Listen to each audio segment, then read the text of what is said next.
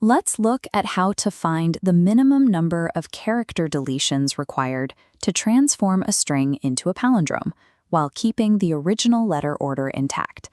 Take the string A, E, B, C, B, D, A. If we strike out the E and the D, the remaining letters slide together to form A, B, C, B, A. That reads the exact same forwards and backwards, giving us a perfect palindrome with exactly 2 deletions. To solve this efficiently, we have to flip our perspective. Instead of trying to calculate which random letters to destroy, we need to focus on maximizing the letters we can save. We are actually looking for the string's longest palindromic subsequence, or LPS. Once we find that, the math is straightforward. The minimum deletions will equal the total length of our original string minus the length of that longest palindrome.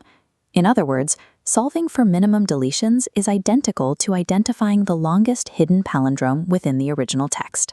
Finding a palindromic subsequence by guessing and checking would be exhausting, but we can shortcut the process by comparing the original string against a reversed copy of itself.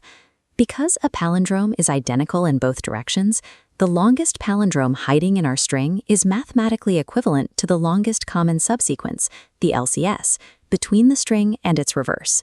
If we draw lines between the matches, the exact palindrome reveals itself. By applying this reversal trick, we bypass the messy palindrome logic entirely. We've translated the puzzle into a standard dynamic programming problem. To solve the LCS, we set up a 2D matrix.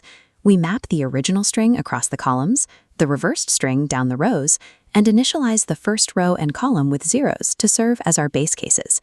To fill the board, we apply a specific logic based on character matches. When the characters at our current row and column match, we look diagonally up and left, take that value, and add 1. When the characters don't match, the current cell instead inherits the maximum value from either the cell directly above or the cell to its left. Moving left to right across the first 2 rows, we maintain this rhythm, adding 1 for matches and carrying over the maximum value for mismatches. Let's test this out. When we reach the intersection of the first B in the row and the first B in the column, what goes here? And where does it pull its value from? Because B matches B, it adds 1 to the diagonal 0, giving us a 1. Following those same steps, the rest of the table rapidly calculates out, finishing with a final value in the bottom right corner. That isolated number sitting at the end of the matrix gives us the definitive length of our longest palindromic subsequence. Writing the Python helper function for this matrix is straightforward. The nested loops build the rows and columns, and the if-else block inside the loop mirrors the matrix logic we just used. If the characters match, we add 1 to the diagonal, else we take the maximum of the adjacent cells. To finish, we wrap it in our main function.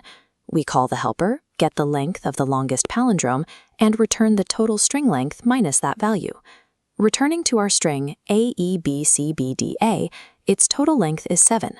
We subtract our longest palindrome length of 5, leaving exactly 2 minimum deletions. By traversing an n by n grid, our time complexity and auxiliary space both clock in at O of n squared. Here is a pattern to file away for your next interview. Anytime a prompt asks about a palindromic subsequence, immediately associated with finding the longest common subsequence of a string and its reverse. Passing technical interviews relies heavily on this skill. You aren't expected to memorize every solution from scratch. You just need to recognize how an unfamiliar prompt maps back to a familiar pattern. If this breakdown clarified the problem for you, leave a like and subscribe to the channel. You can find the complete Python code in the GitHub link below. Keep practicing, and I'll see you in the next one.